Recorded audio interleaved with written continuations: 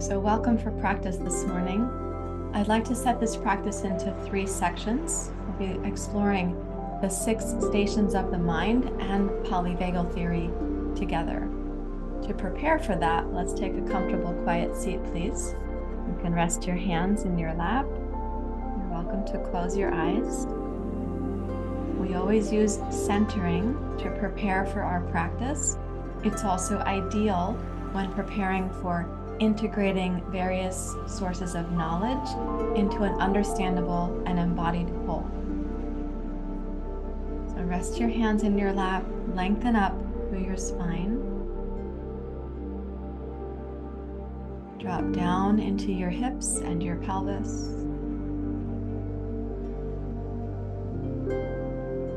And then welcome your breath to guide you back home to the present.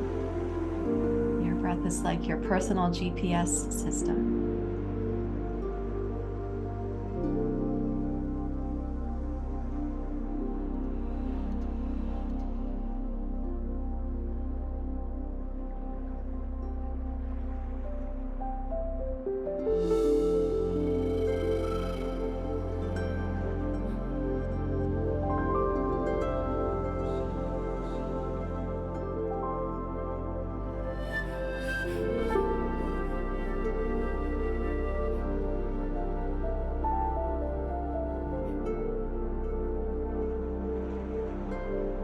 Allow the inhale to drop down into the pelvic basin. Welcome your mind to go there with it.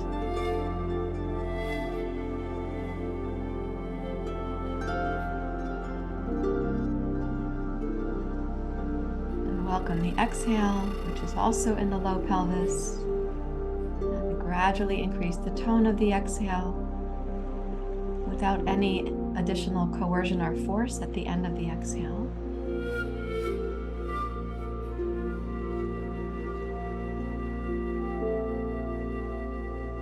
And see if a gentle inhale-exhale pattern can help you to feel more grounded, more present, more stable. That's why I say it's your personal GPS system. To feel more grounded, more present, more stable.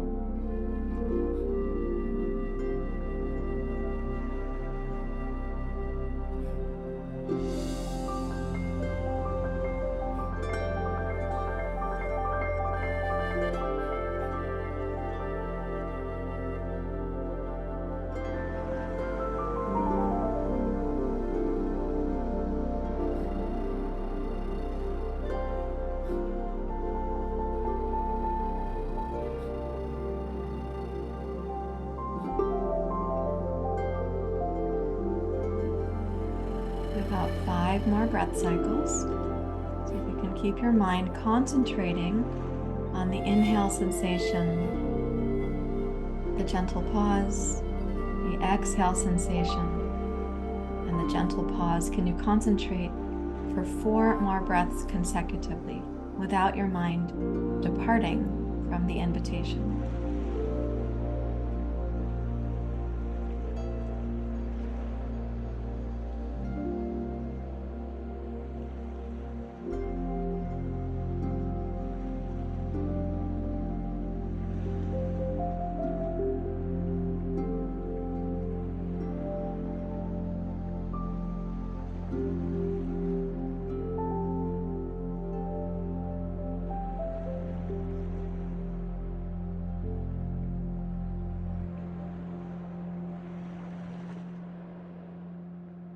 Any sense of rushing and no sense of a false kind of slowness. So just breathing in, breathing out.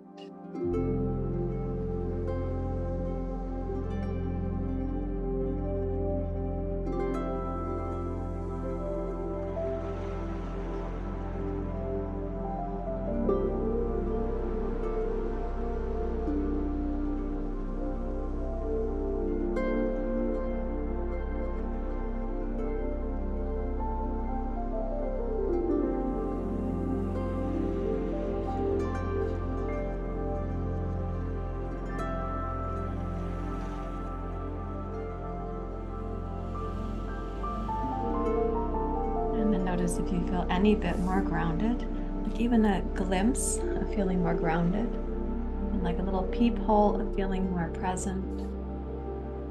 You have any better sense of stability in the present moment.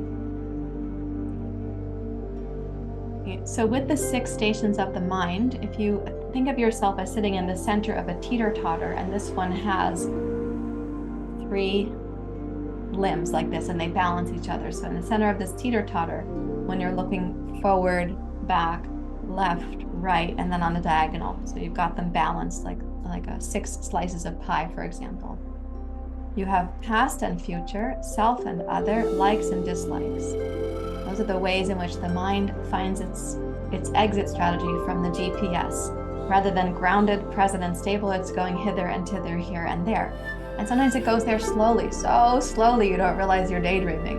Or so slowly you don't realize that you're having a memory of the past. So slowly you don't realize that you're planning a delicious meal after yoga class. Or so slowly you don't realize, oh God, my sleep last night was so terrible. You're picking up on fragments of the past.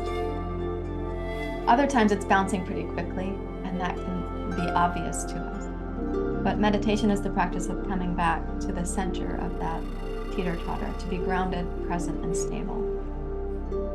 Now, in terms of fragments of the past and fragments of any of this, these fragments in interpersonal neurobiology are called the implicit river of past impressions. That's my interpretation of this. So an implicit memory storehouse. Implicit means that it's in this river underneath your life, and it's always there, available to push up into the now, and that is called the ever-present now.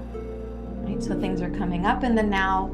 It's ever-present. This river is underneath the consciousness of our life. It's like a subconscious river, and memories and sense impressions from the past can push up at any time. They're usually given a portal. Sometimes those portals are pleasant, and sometimes they're unpleasant, punya and apunya. So a pleasant portal is like, oh, you smell pizza, memory of household, memory of Saturday night, watching a certain TV show, making the pizza sauce, making the dough. So I came from a household where that was our Saturday night activity. Memory of pepperoni, comes very strongly, and very positive association with pepperoni, just to be transparent. So it can also be a painful memory, apunya. So memory of a painful experience like chaos or anger or neglect or abuse or loud sounds and people fighting, and you feeling helpless to do anything about that. Also part of my memory field. So in this case, the apunya or the punya, they're in that undercurrent of our life, and they can push up into the now. We call that the ever-present now, because it's ever available for us to be influenced by. In healing, as we say in yoga therapy, healing is understanding that undercurrent and then actually accessing some of that for the purpose of integrating it, so that it becomes, in a way, it becomes resolved as something that has constant friction on you. That which is unresolved will have an ongoing friction in your system. It will be drawing energy away from your primary purpose. And because of that friction, we don't realize that it's there. We have these tensions in the body. We feel them as sensations, painful sensations, tension, or aches and pains in the body. But we may not associate that with the friction of the undercurrent of our life, our history, our conditioning. Sometimes people talk about it as family of origin. I like to refer to it as your original care-providing environment, and where you got the matrix laid down a bit as to who you're supposed to be or how you acquire safety and connection, which are so important to you, to everybody. They're important to us as a primal being. So in yoga therapy, we're looking to understand what is in that undercurrent, because it's operating little currents in our daily life. And sometimes it operates a tsunami in our daily life, or it is the current that is pushing us into addiction or compulsivity or anxiety or depression. It's giving us flickers of people's facial expressions that are quickly interpreted by the limbic brain, not by the neocortex, and the interpretation rushes biochemistry into the forms of fight or flight, or freeze, submit. Fight and flight then become your sympathetic nervous system, like that, and freeze, submit becomes the dorsal vagal nervous system, falling down and in, becoming bereft or despondent or deflated. You can think of sympathetic as inflated and dorsal vagal as deflated, and ventral vagal, which is our optimal hum for the nervous system, think of ventral vagal as just properly inflated, enough vitality, enough sense of self. In that ventral vagal state, at the center of the teeter-totter, these 6 stations are balanced. We have a healthy sense of self. We have healthy relationships. We have a healthy relationship to our aversions, potentially noting those as our clear boundaries about things. For example, an aversion to loud sound, which my concussion definitely had. So how I set up my life to not overdo the exposure to loud sounds, for example. In the healthy sense, we may also know what our healthy desires are. Rather than it being addictive or compulsive, we have a healthy sense of the priorities we can set for the day. So those balance. And then we also have a healthy relationship to past, recognizing that from which we have learned, that from which we are motivated to grow, and also our ability to keep learning from our past. And we have a healthy relationship to future. Can we wisely chaperone ourselves to move to a future that expresses our values and our dharma and lets us sit in that ventral vagal perspective on life, which is really an inherently compassionate, forgiving, and generous perspective. The ventral vagal is when you're in your best yogi self. You're feeling that it's coming through you biochemically, and you're like walking down the street realizing, oh, I sense everyone and everything, and all that has been and all that will be. And it's all sort of shimmering and flowing through you, but you're not conjuring it, you're not orchestrating it, you're not choreographing anything, you're in the flow, as we say. So a yoga practice is to help bring us to that balanced state where the teeter-totter of the 6 stations of the mind is not problematic, it's not apunya, it's not causing dukkha or suffering. It's also not pursuing punya, the pleasant. It's not grasping for sukha, the easeful, but it comes into a place of balance. So what we'll do are 3 short practices, each about 20 minutes, looking at dorsal vagal reflexes, which is when we pull down and in again, and we can be very collapsed, and that might be a very painful past or a frightening future. We don't want to go to tomorrow or to work. We don't feel comfortable there. We end up succumbing to this collapsed state. We get frozen or immobilized. Painful past can be many things, but often in that reaction to painful past, shrinking was a better option than inflating. So deflating might have been better, pruning back, getting quieter, taking up less space might have been the better option for somebody. In dorsal vagal collapse, we also are not connected to the neocortex. We don't have a self, we don't have an other. Self and other are not really registering. Other might be frightening, other might be overwhelming, and there isn't really a strong sense of self in terms of an integrated self, but there might be a shame-filled self there. In terms of likes and dislikes, those are pretty well toned down to just a few options of what's going to keep the system sedated.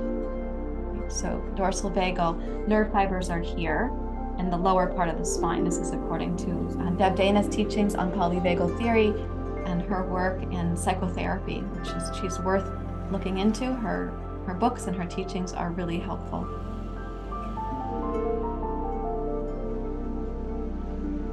If you have questions or comments, please do leave those down below the video. I look forward to hearing from you. If you have not yet subscribed to the channel, please do that as well. Thank you very much. Namaste.